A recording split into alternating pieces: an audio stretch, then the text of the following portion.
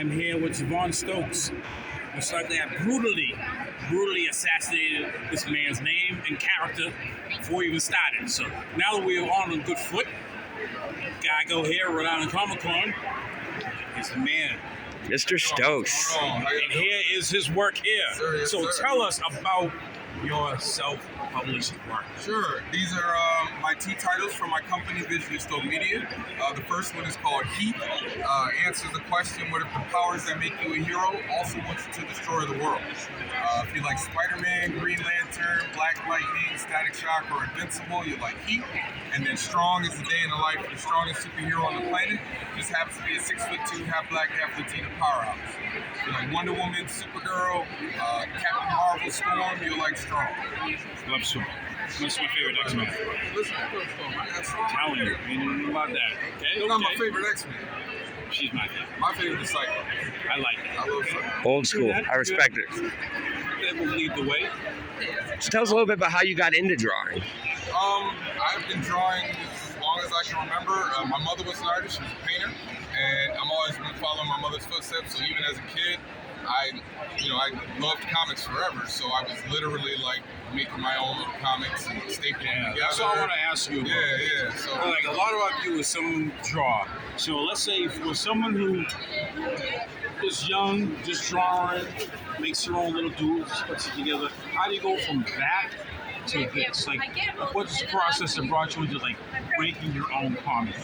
That's the stepping stone for a lot of people. Man, I mean, it's kind of it's a simple and a hard answer. Yeah. The simple answer is practice. The hard answer is when I was a kid, my mom put me in art programs. When I was a teenager, I was in art programs.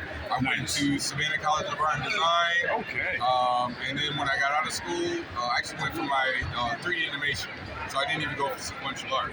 But I learned a lot within the major because I did do like storyboarding and script writing and all this other stuff, color design, all that stuff. And then once I got out of college, I did more research, I did more practice, and I had to learn about the craft of actually creating a comic because I knew the step by step, but I'd never done it before. Yeah, putting it together. Putting a page is different than I can create an action scene where I stand, I punch, the reaction to the punch. Yeah. But then it's what happens next. Where do you put the action? Where do you put the dialogue? How much dialogue do you fit in? Where's your exhibition art? Where do you put the big space splash? All that. Well, a lot of that is, who is your favorite artist? Okay, you like an artist? Look at what they're doing. Like, don't just look at the pretty pictures. Literally, okay, he did this so that my eye can go here. He did this so my eye can go here. And then there's a great book called, I think it's called Understanding Comics by Scott McCloud.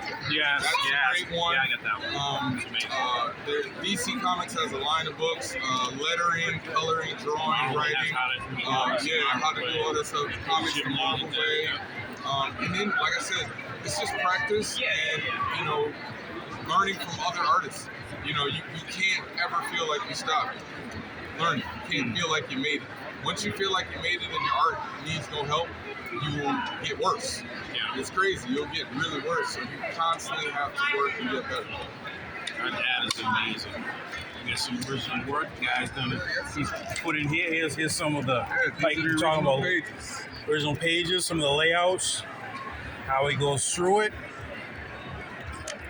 To kind of let you know, and as you see here, backgrounds. Yeah. One of the things I learned, and somebody gave me a really good tip on how to get better as a storyteller, is to pick a scene in a movie or a TV show and figure out how you would do that scene in a page or 2 pages. Like, just figure out, and then just do quick sketches and figure out how you would panel it out. And so I was doing that exercise for a while, and one of my biggest strengths in storytelling.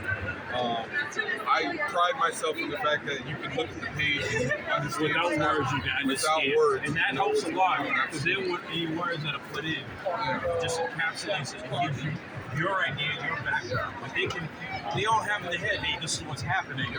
But to see you add your words to it adds a little bit more depth. Absolutely. And that helps be able to read your comic more than once. Yes.